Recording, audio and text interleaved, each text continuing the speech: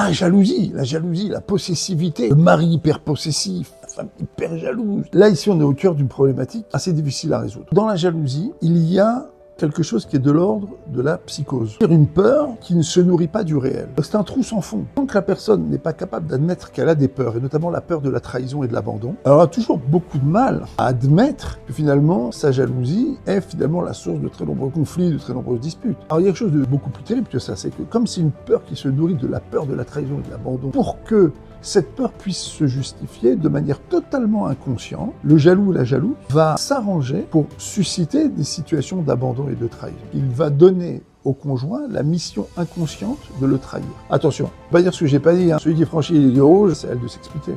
Mais il va falloir aussi comprendre les ressorts inconscients de la jalousie et de la possessivité comme psychose. Souvent, les gens, à un moment donné, dans l'échange, sont capables de reconnaître.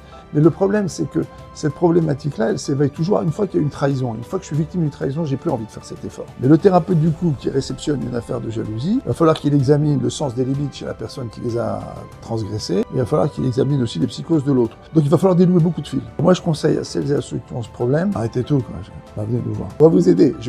Bezrat Hachem, avec l'aide de Dieu, sans qu'il rien n'est possible, on va vous aider. On fera tout pour vous. Je vous le garantis.